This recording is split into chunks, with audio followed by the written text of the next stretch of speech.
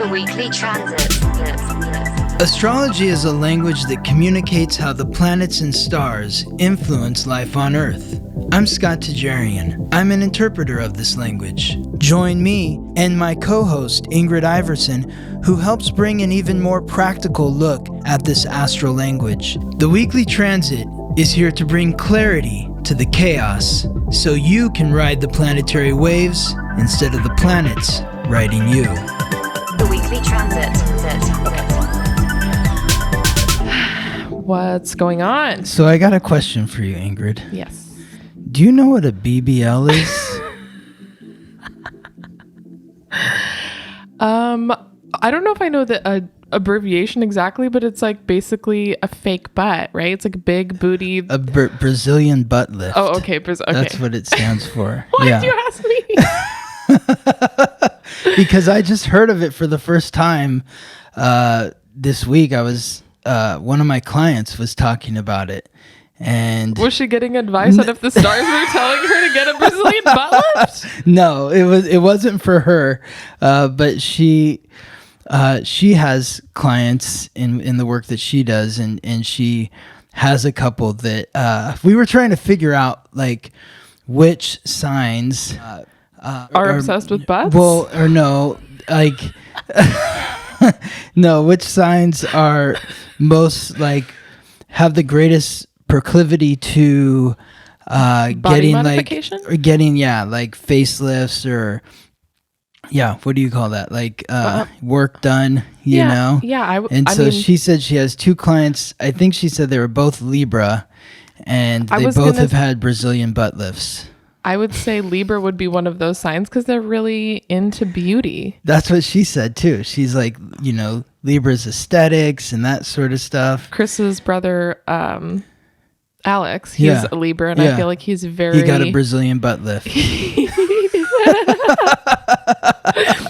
would be the highlight of my life. No, but he just is very into... He's very into aesthetics, and like his home always looks very beautiful, and the way he dresses is very particular. Everything is ironed, everything is spot free, everything is brand new. Like he's very into looks. Yes, that's important to him. Yes, yeah. So Kim Kardashian, she's a Libra, and according to my client, she's like any woman that has that small of a waist and that big of a butt. It's not real. One of the women at work, she doesn't have the smallest waist, but she does have like the biggest butt. Her whole set is just her, like, somehow, I don't even know if you call it like twerking, but like her whole set is just like her butt bouncing around. And I was like, honestly in awe. I feel like everyone was mesmerized by this girl's butt, and it's definitely her butt.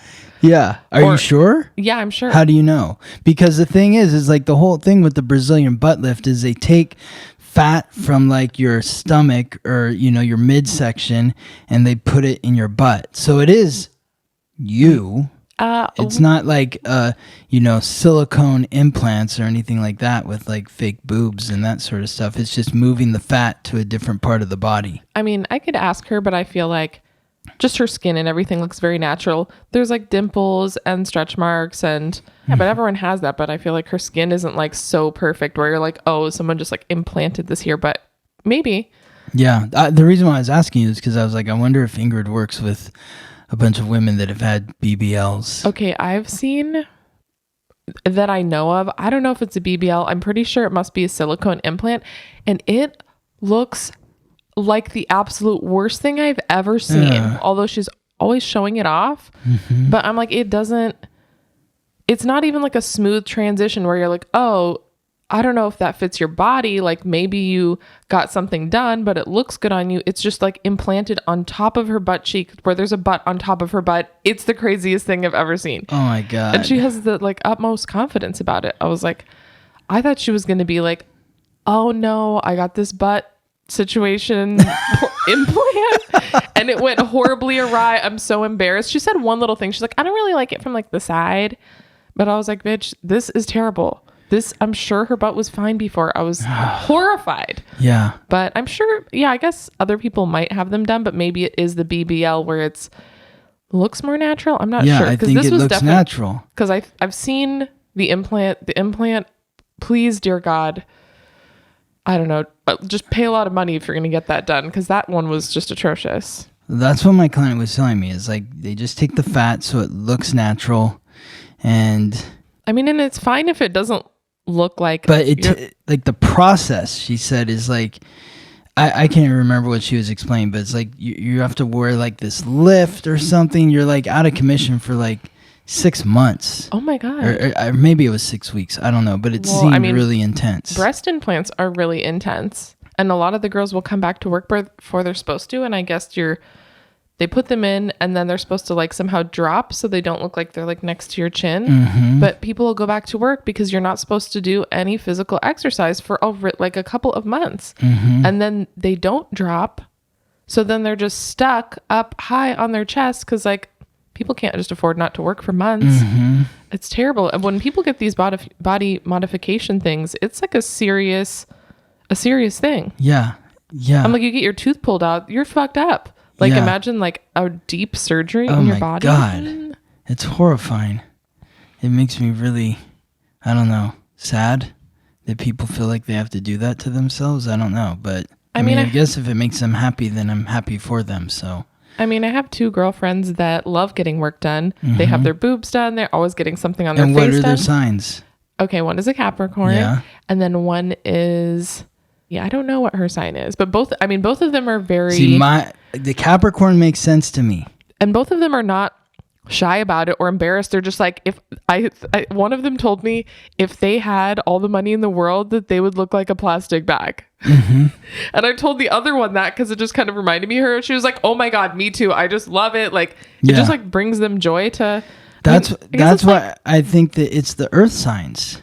I mean, it's like kind of like tattoos in a way, but it's just a different form of it. It's like a way to express yourself. You're like molding your body into whatever it is you think is beautiful. Yeah. I think there's something to be said for accepting yourself as you are, but also some people who are just less attached to their body, I think are also doing the body modification where they're like, oh, who cares? I want to try it. I want to see what it looks like. I want to do something fun. Mm-hmm. It's like this, like living in the moment and feeling like it's a bit temporary and they're not worried about what it's going to look like later or. Mm-hmm.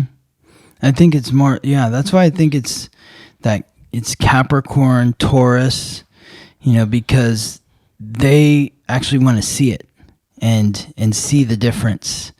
It's, that's why it makes sense. The material, the earth, it's like, no, I want to make my face look different, because it has to look different for me to feel, so I feel different, or my body look different. So I feel different. Maybe I can take a poll at work and see. Maybe you can tell me if, if we need to think about moon signs or what other aspects in there, but maybe I can take a poll and see where everyone's at for like maybe a bunch of different things, especially in like the beauty centered world.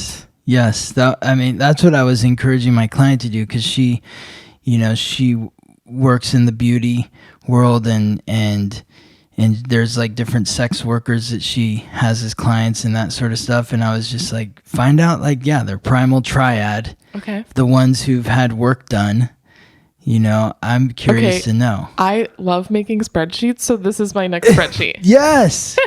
That's exactly what I told my client to do. I was like, make a spreadsheet. She's got, Virgo North Node. And so it's like, this would be good exercise for you to like make, organize all this information, the primal triad. And if you can get even deeper and if you knew the full chart. I'll get their birthdays and give you their time passage stuff. Yeah. Get the date, time, and place of their birth if you can. Yeah. And that'd be fun to dig into. I love this. Yes. Speaking of spreadsheets, I am working on another production. So spreadsheets everywhere. And I just wanted to like report to you that I'm feeling much more grounded because it's still stressful, but now I know how to do a lot of the things that it's not like out of my comfort zone where I'm just doing something for the first time.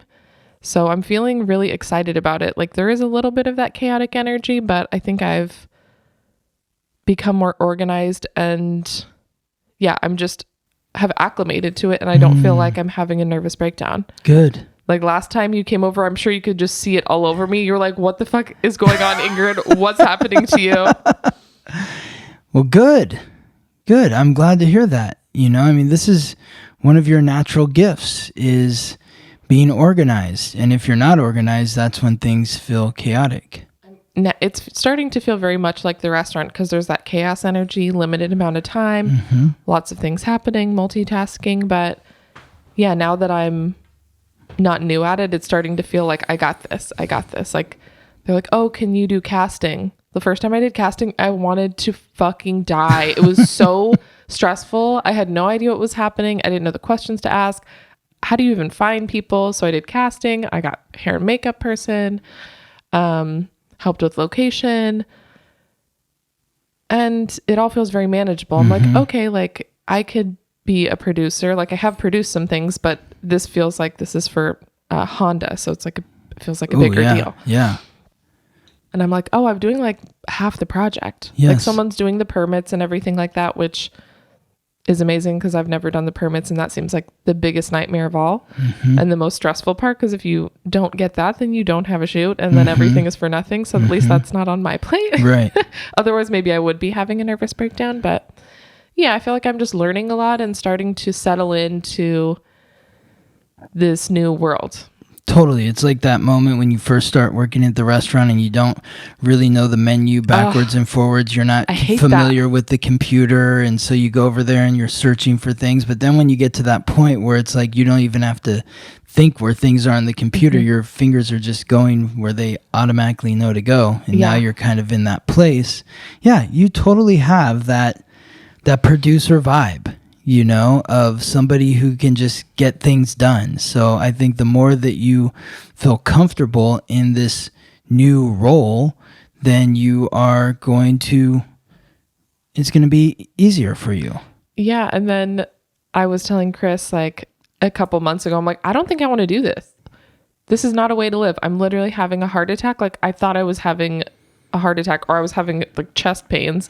I wasn't sleeping, but this time there's always a level of chaos, but I'm feeling much easier about it. And I'm like, oh, I can do this. This is not like out of my realm. I'm not going to be up all night, not sleeping. Like as I have more resources and get comfortable with them, I think it could be a very good fit for me. Yes, absolutely. I mean, a producer is like somebody, I think, who's like a leader of a group, and so that's your North Node of Aries in the 11th house. The 11th house is the group, the community, and Aries is the leader. So in order for you to be a good leader, you need to be as organized as possible. And you're already, great at multitasking, but sometimes you can feel a bit scattered. And when you feel scattered, it's because you're not organized. So the more organized you are, the less scattered you are, the more you can multitask, and the more that you can lead with confidence. And I'm just thinking about the idea of feeling scattered, and some people saying, like, I'm a Virgo sun, and some people just feel unorganized. They're like, oh, I don't have that skill. But organization is something you can learn. And also it's like this catch-22. When you don't feel organized, it just like becomes this snowball of chaos. So it's like having systems for things and learning how to be organized is something that I learned a lot from Chris. And those skills are invaluable. So, I am organized, but the more I'm organized, like the more I'm organized. Yes. And then my brain is functioning better, so I can accomplish more. Yes, exactly. When does this shoot? Monday. Okay, cool. Awesome. Good stuff. Yeah, I'm feeling good about it. Awesome. So tell me what's in store for us this week. Yes, so this week, it's the week of July 18th through the 24th. And before we get started, I do have a couple announcements. Astrology Hub this week, I'm on the weekly weather, so listen in. And also Astrology and Love this Saturday, July 23rd at 10 a.m. So if you're interested in learning about how you can improve your understanding of the language of astrology and apply it to your love life, contact me, Scott at The Weekly Transit. And also want to thank our sponsors, Deborah, Ross, Grace, Haley, Elizabeth, Clarissa, Janine, Vincent, Catherine, Stephanie, Kimberly, Lori, Carrie, Annie, Ross. Well, I already said Ross. And Amber. So thank you for your support. Thank you very much. Yes. The more support we get from our listeners, the more time we get to spend sharing the planets and stars with you. We've been investing in trying to get these books printed. I'm trying to make sprays. We have a lot of other stuff in the works. So if you would like to support the podcast, if we're helping you navigate your life more gracefully, we would appreciate your support.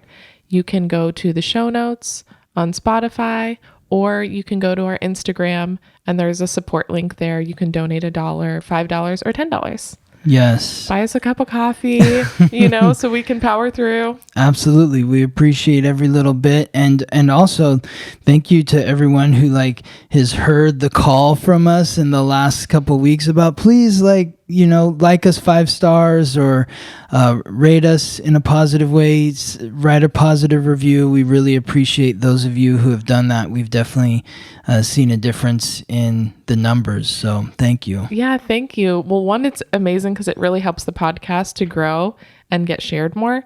But also just reading the reviews just warms my heart. It makes me feel like it's all worth it. We put in a lot of effort, and I think that's one of my favorite things to hear is the really thoughtful reviews that we get.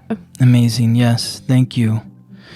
Okay. So getting into the week of July 18th, we're looking at Monday, July 18th, and we've got Mercury, messenger of the gods, guide of souls to the underworld, the planet of consciousness, communication, and coordination, transiting through the cardinal water sign symbolized by the crab, Cancer, in opposition to Pluto, the god of death, lord of the underworld, the planet of transformation, transiting through retrograde, the cardinal earth sign symbolized by the goat, Capricorn. So this is always a fun alignment, I think, because you have Mercury, which is the guide of souls to the underworld, and then Pluto, which is lord of the underworld. So these two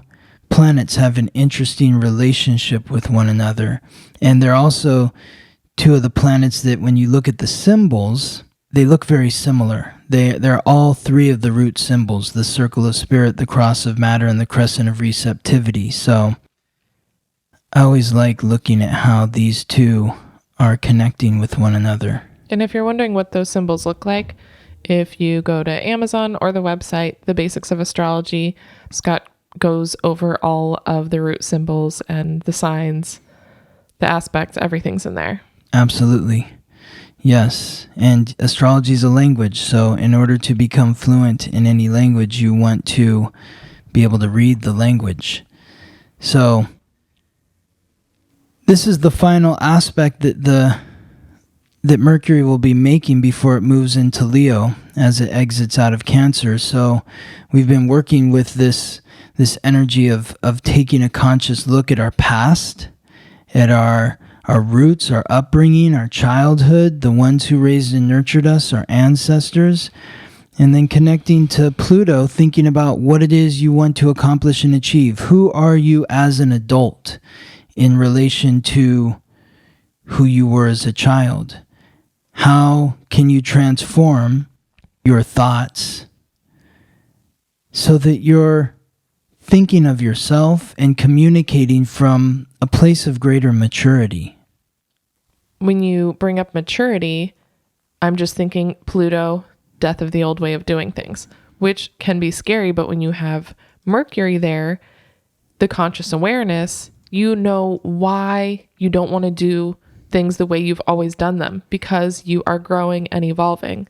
So yes, how can you do things in a different way? Why do you want to do things in a different way? And letting old parts of yourself die off can be very scary, but this alignment makes it feel like it's for a reason. Oh, I don't want to do that thing that I've always done anymore because I'm growing and I'm changing and I'm maturing. Yes. Yes. Talk about that more, maturing. What do you think the difference is between, like how does somebody mature in the way that they speak or the way that they think? What's an example of that?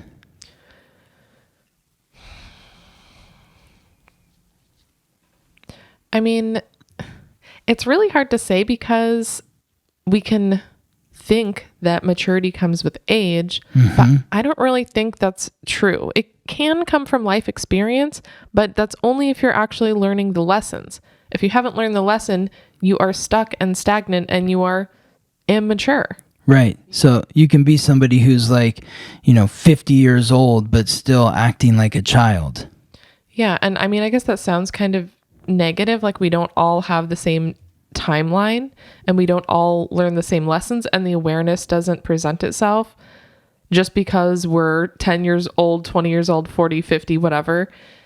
I'm not sure how we get the awareness, but when we do get it, that's when we actually begin to change and begin to do things in a new way. You can read all these self-help books all day, but until you're actually implementing these things in your life and realizing the gravity of not changing and being who you want to be by being able to make the uncomfortable changes, I think that's the sign of maturity, is like doing the work, actually making the uncomfortable changes to get to where you want to be. Yeah, I think those uncomfortable changes come from taking responsibility for your thoughts and your words, and that can be uncomfortable, where you actually have to say, yeah, I said that, I recognize the impact that had on you, it affected you negatively, and I need to take responsibility for the fact that my words have power. And if I'm using them in a way that causes pain and suffering to those that I'm communicating with, then I have to take responsibility for that and adjust it and, speak with greater maturity in recognizing that my words have power. And I think we can recognize it in others that we're close with, but we can also recognize it within ourselves by just saying, am I feeling and acting in a different way to whatever things used to trigger me in the past? If you're doing things in a different way now, then congratulations, you're leveling up. Yeah. It's like I always notice, like when I'm around my family, and that's like the Cancer energy, like when I'm around my mom or, and I catch myself and I'm like, I sound like I'm 14 years old again. Yeah. I mean, the other day my sister was just doing something that I didn't like her specifically to be doing. So if somebody else would have done it, maybe it wouldn't have affected me so much. And I kind of asked, like, should I say something? Should I not say something?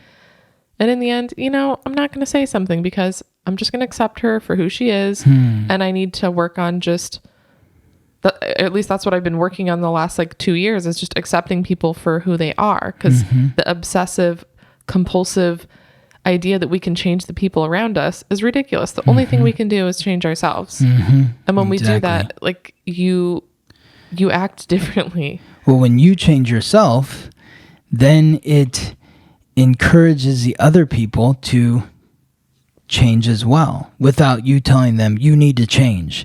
It's just like the reaction that they have to you is different than the old way. And even in the past, my sister, we had a very tumultuous period because I was always trying to tell her how she should treat my parents and how she should do things with her kid, and I just felt like she wasn't doing it right. But she was doing the best she could. And after a while, I just kind of, I stopped doing that as I matured. And she recognized it. And at one point she came to me and asked me for advice. And then she even said, I know you've been putting in the effort to not do all of these things, and I recognize it, but I actually do want your advice on this. Nobody wants advice unless it's asked for. And that was a lesson for me, because I felt like if I helped enough, if I did enough, then things would be different and everyone would be happy. But that's not how it works. And now we have a much healthier relationship and we value each other's opinion. It's really nice to be invited. It's I want to know what what you think or how you feel about this, because then it's like you don't have to strain in your communication to that person because you know you're being heard. And people are only going to grow when they want to grow. There was like another incident with me a couple months ago. My boyfriend was like, I was trying to give him some food, like health, eating advice. And he was like, I didn't ask you for your advice. I don't want to do that. Stop trying to tell me what to do. And I was like, for a brief moment, I just was like kind of shocked because he was being kind of like, you know, rude, I guess, in my eyes. And then I was like, I didn't react. And then I was like, oh my God, I'm sorry. I am doing that. And I'm the one that's being rude. Him sticking up for his boundaries isn't rude. Me putting my opinion and trying to like force my advice on someone, nobody wants that. That's tacky. Yeah. And I think we all do it. It's just like a natural instinct to be like, oh, I have the right thing to do. I know what you can do better. I know how you can feel better. But like, unless someone wants the help, just shut the fuck up. Because now you're just creating like friction instead of a conversation. Yeah. And that comes from that immaturity, I think. Okay, awesome. That's Monday, July 18th. Now, Tuesday, July 19th, we get some more of that frequency as the sun basically replaces the spot where Mercury was. So the sun is going to be directly opposite Pluto, just as Mercury was the day before. Well, Mercury slides into Leo. Leo's the fixed fire sign symbolized by the lion.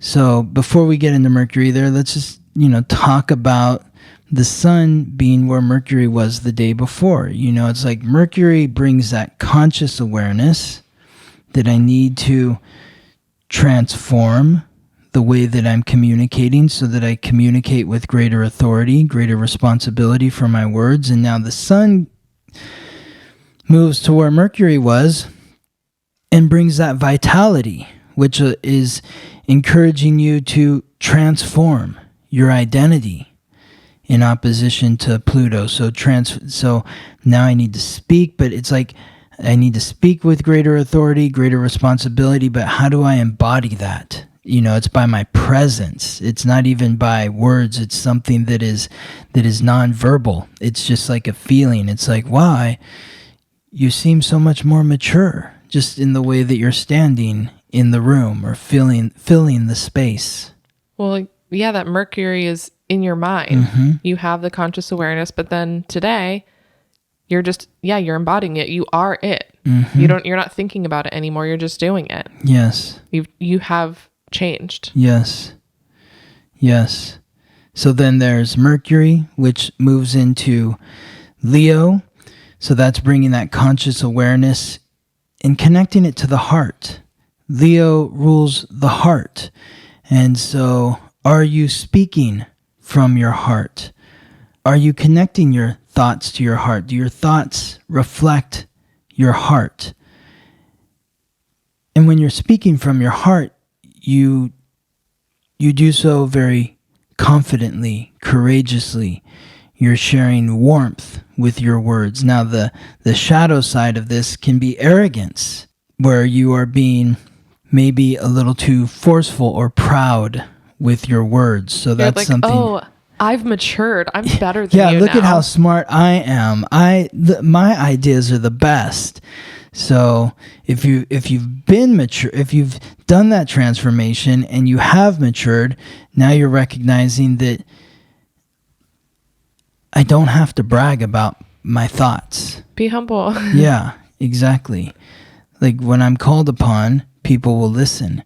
And that's because the I have reward. value. Exactly. The reward is people feeling the change without you having to state that you've changed. Yes, exactly. That's much more impactful when someone can recognize it. Someone can recognize it as opposed to you announcing it and being like, oh, does everyone accept my new thing? Do they see my new version? Yeah, Which exactly. Can be very Leo energy. Like, look at Totally. me, look what I did. Yeah. I'm so proud of myself. Exactly. So this is a transit that's going to be occurring from today, July 19th to August 4th. The last time Mercury was in Leo was July 27th through August 11th last year, 2021. So think back to those dates for clues on what could be in store for you this time around in terms of communication, coordination, conscious awareness. For those that were born with key astrological points or planets in Taurus or Scorpio, there could be some challenges during this period, July 19th to August 4th, with Mercury transiting through Leo. So could be some bumps in the road there. Could feel like your own sort of personal Mercury retrograde, where things are just not aligning in the way that you want them to. You may be feeling a little more frustrated. So just be patient with your thoughts and with your words as well. Now, there's a fourth planet on July 19th that we're highlighting, and that's Chiron, the wound and the ancient wisdom that is unlocked through healing that wound in the cardinal fire sign symbolized by the ram, Aries. Chiron is retrograde. It begins its retrograde transit, which will continue until December 23rd, and it won't move out of its retrograde shadow, which it moved into on March 25th. It won't move out of its retrograde shadow until April 15th of next year. So this, again, is like one of these thorough planets. It takes 50 years for Chiron to transit through the zodiac. So it's doing its work to bring up issues of insecurity that exist within you. And if you're curious to know exactly how this is affecting you, look in your astrological code. What key points or planets are between 11 and 16 degrees? Because that is the retrograde course of Chiron. It's moving from 16 degrees back to 11, and then it will move forward again. So where are you feeling insecure? And what can you do to step into your most self-confident persona? Act courageously, love yourself, act authentically. And part of that helps with maturity and with recognizing what's in your heart. And if you're healing that wound to your self-confidence, then you're not going to be that like boastful lion energy that's like annoying and being tacky. Exactly. When you're embodying it, you don't need to be bragging about it. That's like the insecure part of you that's needs tending to. If that's the energy you have, then you definitely still have to work on healing your wound to your self-confidence. Because if you were self-confident, you wouldn't feel the need to brag. Exactly. Like a lion doesn't need to roar in order for you to know that it's a lion. No. A lion can just be like sitting, chilling in the shade, and you're like, whoa, holy shit, that's a lion. You know, that's... Don't fuck with that. Exactly. And it's not doing anything. It's just chilling. But that's the energy of Leo right there, where you don't have to roar to be recognized. And lions rarely are roaring. They're just wandering around the savannah. They're not usually, when there is the moment or the need to, they will step up and let themselves be known if they're not. But other than that, they're just, existing. Exactly. And they're quiet. And and you respect it. Okay. Wednesday, July 20th. We've got the moon, the planet of emotions, in Aries, squaring off with the sun in Cancer. So there could be some emotional discordance today. This is one of those days where if you look up in the sky and you see the moon, it's going to be split in half. It's that half moon. It's one half light, the other half in shadow. So, what is going on with regards to your emotions and your self-expression, your self-confidence? Maybe you feel this urge to express yourself, but you're not being allowed to, and so you might go off the handle. This is one of those days of really testing the patience. Well, so what is the advice there? Because I'm seeing like the Aries moon energy that's like not thinking before your emotions. I mean, I guess it's not communication, but I'm thinking like you're just expressing yourself without like a filter first. And that could be like crying or yelling or just some sort of like uncomfortable moment. This is actually, to me, it's kind of a fun alignment because you've got the sun in Cancer, which is ruled by the moon, and the moon in Aries, which is the sign where the sun is exalted. So it's like their power is swapped with each other.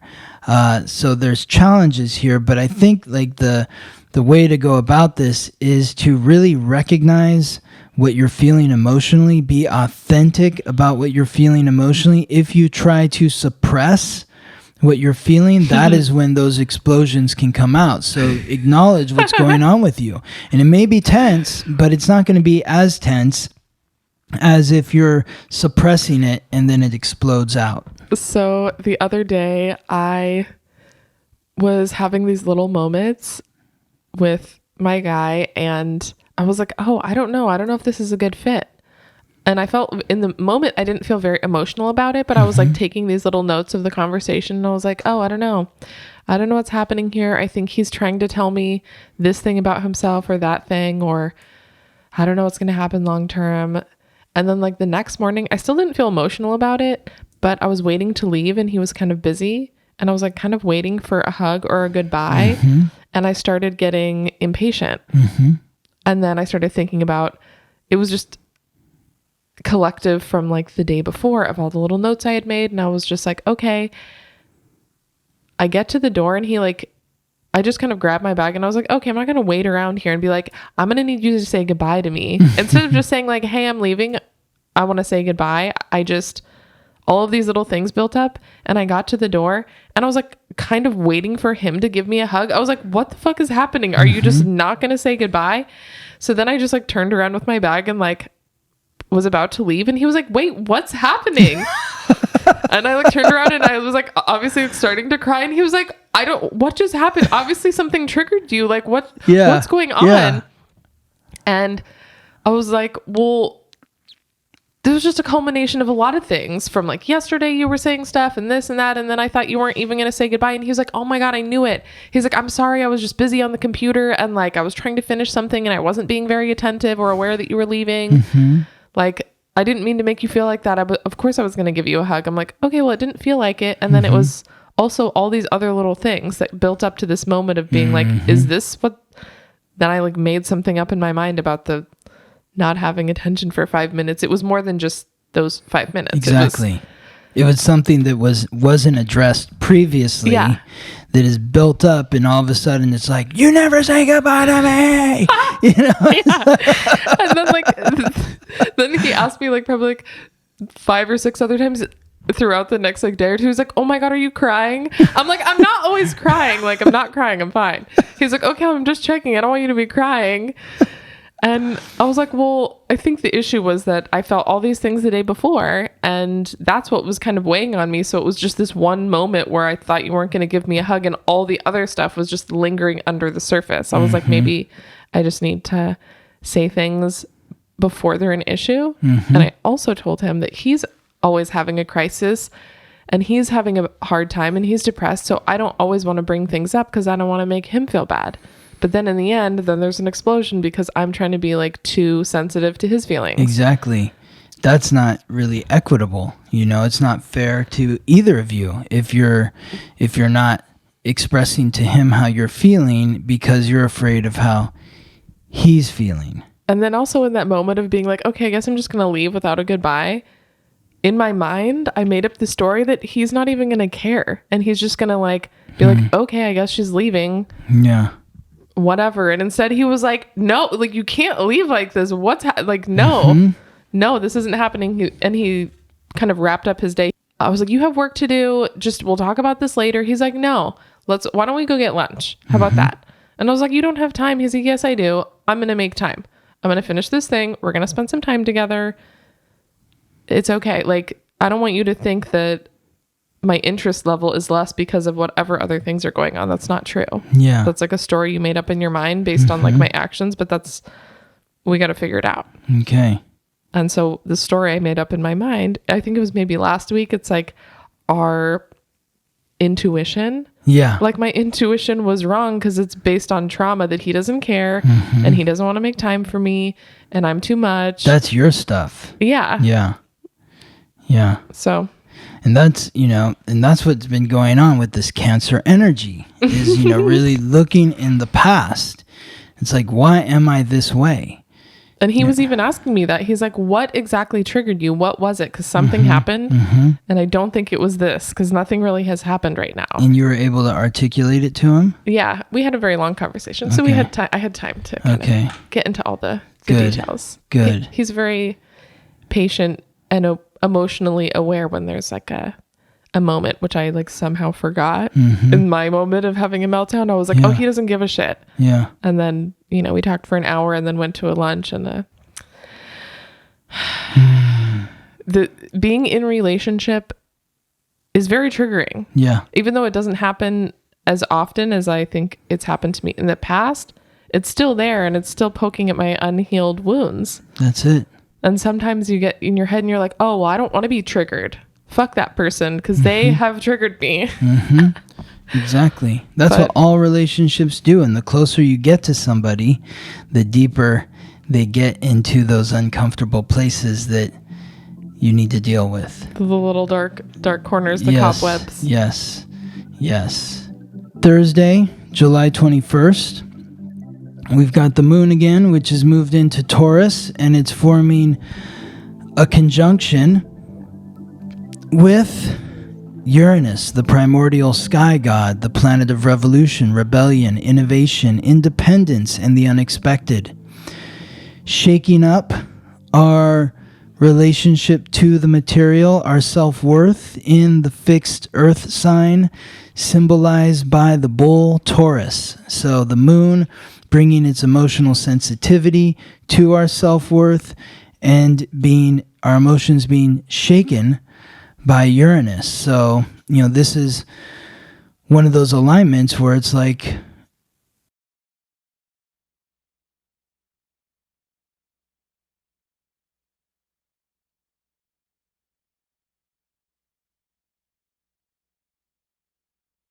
Taurus, I always think about like bubble baths. Yeah, but like good food. And then, the Uranus energy, that revolution, I think about rearranging my space or buying something beautiful for my home. Am I worth spending money on? This is like that impulsive Amazon purchase right here. That's what this energy is. Really? Well, I feel like to me, sometimes I feel like it's more than that. Maybe because where do you always say my Taurus? Where is it? You always ask that question, where's my Taurus? And I never word it that way. It's where's Taurus in my chart? Where is Taurus in my chart? Where's Taurus in Ingrid's chart? It's in the Cancer? 12th house. Well, you're Pisces. Is my Taurus in Pisces or is my Pisces in Taurus? Like, which one is it? I don't know what's happening. Oh my God, that's hilarious. Well, you always say I'm very sensitive to like my home environment and that's very important to me. Okay, so what we're talking about there is I always talk about your moon is in the second house and the moon is the planet of emotions. And the second house is associated with the second sign, which is Taurus. Okay. So this is why you have an emotional attachment to your material well-being, to making money. Okay. Yeah. So that's what I was thinking of. Yes. Whatever question I have to ask to get but that. Taurus, but your 12th house is in Taurus. So that's that Pisces energy where it's like, I would say that your unconscious is very literal. And I think that's kind of like what you were describing with your relationship with your man, because it's like your unconscious, your dream world feels real. Oh yeah, it does. Yeah, exactly. That's that Taurus I've 12th like house in Taurus. made up whole scenarios in my mind and like had a breakup and cried about it and nothing had even happened. He was like, what the fuck are you talking about? We just broke up. We like, didn't we talk did? for 2 Like, days. what? I was, why didn't you just tell me you needed to talk to me? I'm like, I don't know. I had a story in my mind and it was real. Yeah, exactly. You're like, we broke up. Wait, what? You didn't know that we broke up? It's like, who broke up with who? Like, you broke up with me in my mind, okay? And that's real. It felt real. Of course, exactly. But that's your 12th house. The unconscious is in an earth sign. And the earth signs, like we were talking about the BBL, it's like you want to see it. You got to see it. It's got to look. It can't just be in the mind. I got to see it. My face looks different. My nose, my lips, my butt. My ass looks different. My ass looks different. Yes. Can we name this episode that? How to transform your ass. Or my ass looks different. Okay, yeah. I want my ass looks different. My ass looks different. Okay. Okay, so back to today. Yeah. I'm just Taurus thinking energy. the revolution in the home of recognizing what is important to you in your space, what is important to you in the material world, and do you have those things to be successful? Chris taught me a lot about investing in things that are important. Everything he buys is so intentional, whether it's a set of markers for art or a recording device or a new chair. He gets what he needs to succeed and he uses it all the time. There's never he doesn't have an Amazon purchase day where he just accidentally buys some shit he doesn't need. He's very aware of it. I definitely have the tendency towards getting things I don't need, but I also don't invest in the things that I do need sometimes because I don't make it a point to make sure I'm investing in my self-worth. Like he was the one who was like, you have to go visit Erica. You have to go on this trip. It doesn't matter how much money it is. It is important for your well-being to maintain this relationship and have a nice trip centered around food and your best friend, and you deserve it. You're worth it. Buy the fucking ticket. Yes. What are you debating about? You're worth it. So that's like,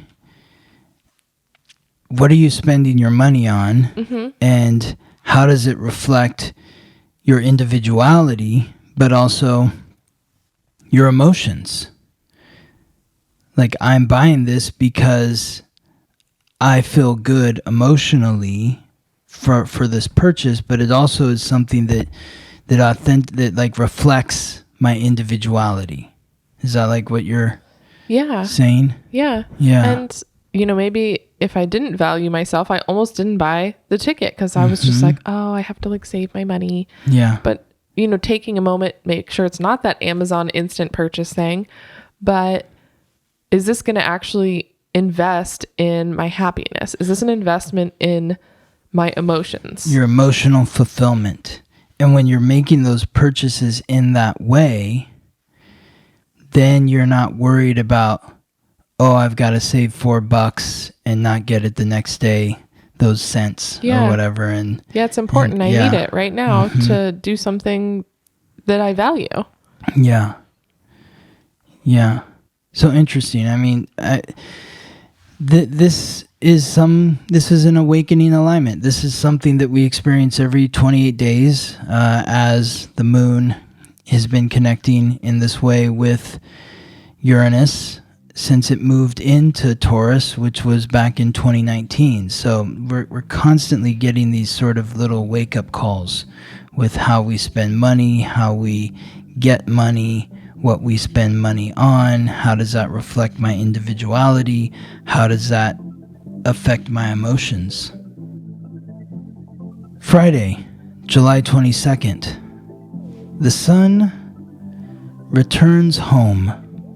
The planet of light, life, and vitality returns to the sign that it rules, the fixed fire sign symbolized by the lion, Leo. So the sun is in a position of power now from July 22nd to August 22nd, as it is every year during this period. invigorating your heart, bringing vitality to your heart. The heart is the first organ that is developed in a child. The sun is the center of the solar system. Without the heart, we cannot live. Without the sun, we cannot live. So this is invigorating the core of who you are. What brings you joy? What's fun for you? What lights you up? How do you play? I was thinking this the other day, like how the idea of play, what is that? I mean, my friend Meryl, she's a Leo. Chris, he's a Leo. They play all the time. Their life is about play. But I have a hard time accessing what play really means. I feel like it needs to be function. It needs to be productive. It needs to be useful. And so I think Chris a long time ago wanted to play like a game. He would call his family would always play it, and they're very theatrical and fun. And it was like the sound game. Like you make some crazy ass sound and then the next person just makes some weird ass, just whatever sound comes out. It's just like so silly, like you would do in your 5. And I was just like, I can't physically do that. I can't do it. I feel too embarrassed. And I still struggle with like, what is play? And I was talking to my boyfriend about it. And I was like, well, sometimes we'll like play wrestle. And he's like, that's not play. That's wrestling. And I was like, but that's play, right? I'm like, I don't even know how else I like play. Yeah, well, that's a challenging thing for the Virgo, because the Virgo is about functionality. It's about work. It's about, are we being efficient here? And it's interesting because Virgo follows Leo. So Leo is about finding that play, and Virgo is about taking that play and bringing it into functional form so that we can make our work play. Interesting. Well, I used to take I used to do photography all the time for fun. That was something that just brought me joy. But then once I started making money doing photo and video, the idea of it being play has become a block for me, where I'm just like, okay, well, if it's not for money, if there's no purpose for it, then why would I do it? And I don't really know how to fix it, because now anything that has become something that's work, immediately the fun, the play that went along with it is disintegrated. And I kind of don't know how to get it back.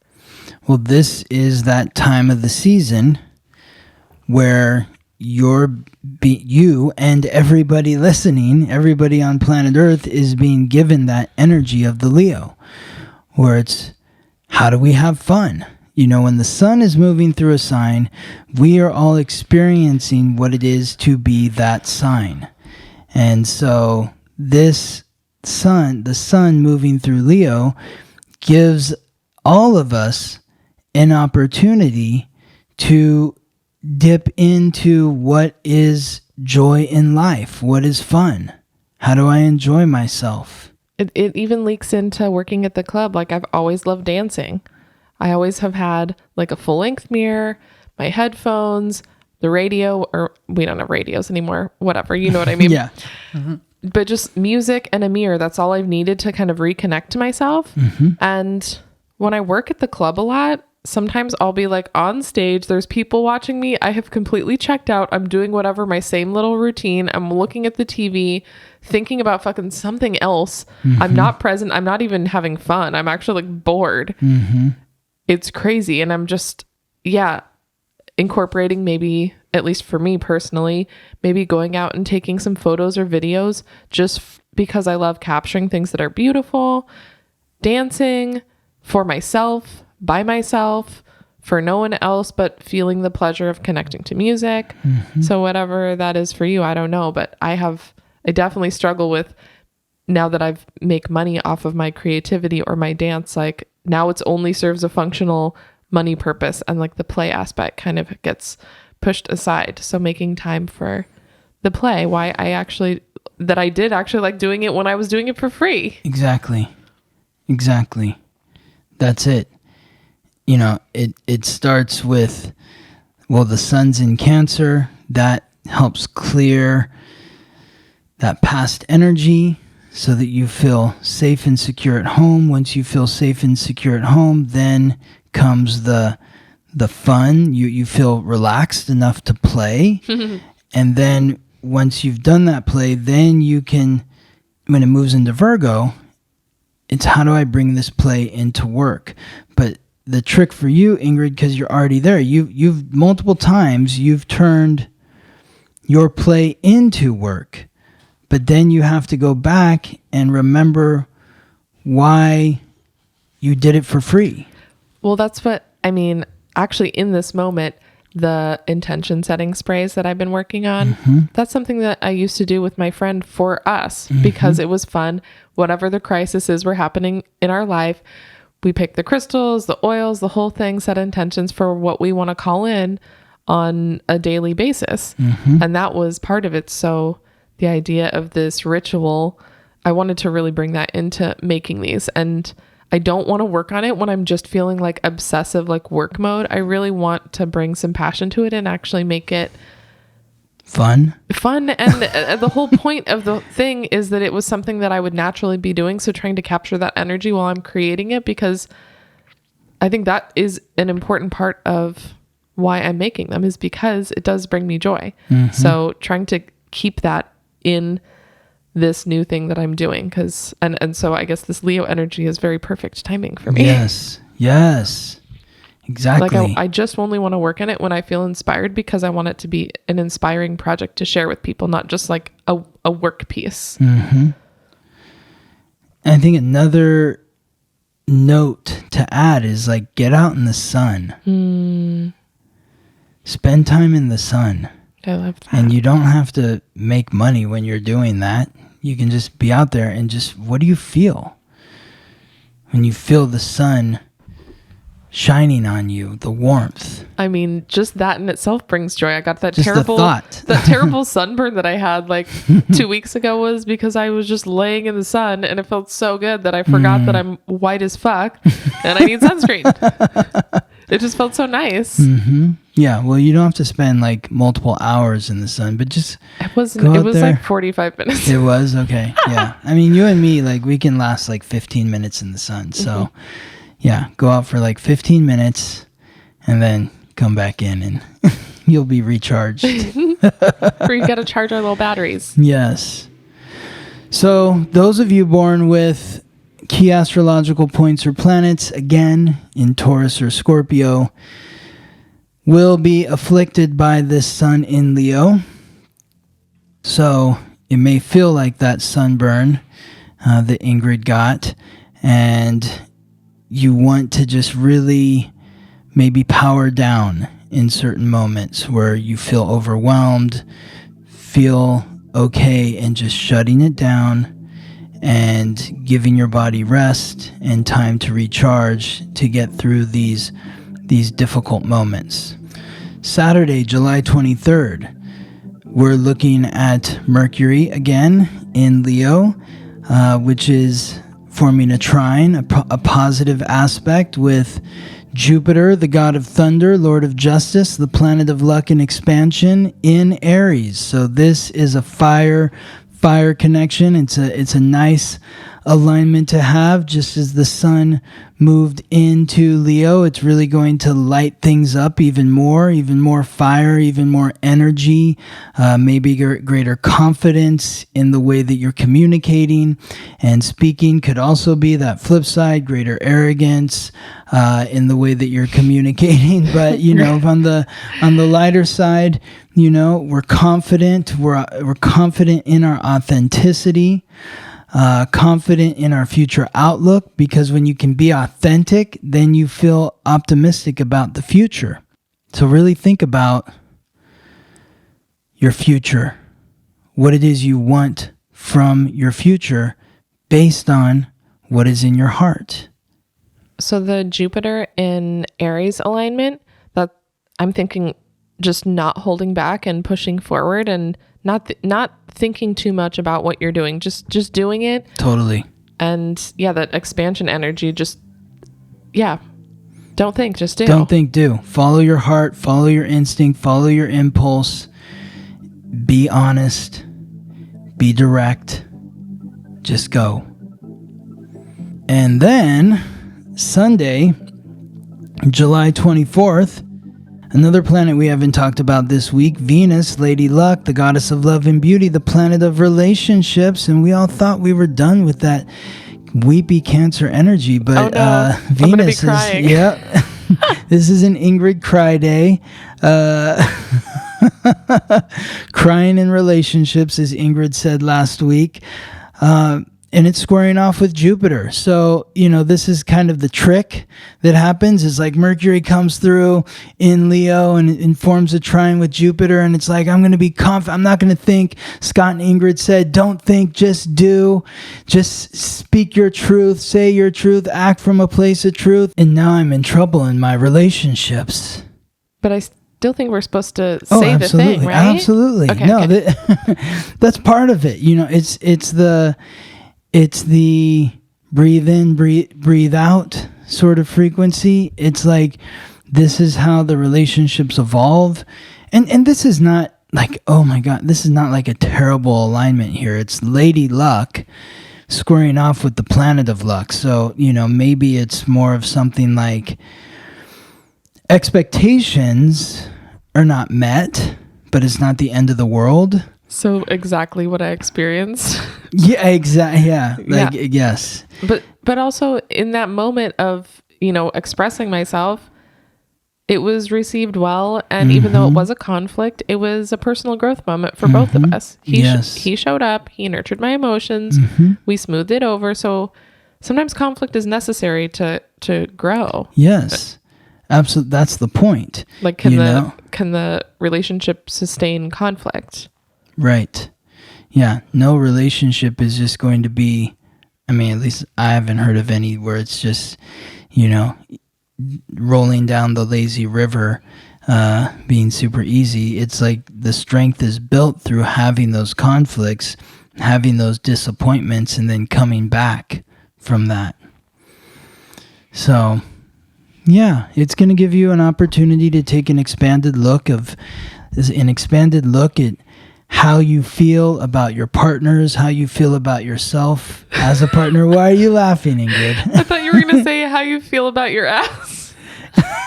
Yes, it's going to give you an opportunity to take an expanded look at your ass and see if you actually do need a BBL or not. Yeah, okay. I need everyone to report to me if they're getting one. I need to know. Yeah, right. And let us know if you've had a BBL. Tell us all about it. We want to know. If you do have one, we need to know your primal triad, most importantly. Exactly. Yes, absolutely. Yes. Do we have some questions? Yeah? Well, I am running out of time today because I scheduled a bunch of things. Yeah. Well, what a surprise. Ingrid has too many things going on at once. So we'll get to the questions next week. Well, thank you so much, Scott, for all your insight, and I will see you next week. Thank you for listening to The Weekly Transit. Follow us on Instagram for daily updates about the planetary alignments and how to work with the energy. If this podcast is helping you navigate life more gracefully, please subscribe, rate us 5 stars, and share with your friends. If you're ready to go deeper, book a personal reading with Scott or sign up for his new moon, full moon class at theweeklytransit.com.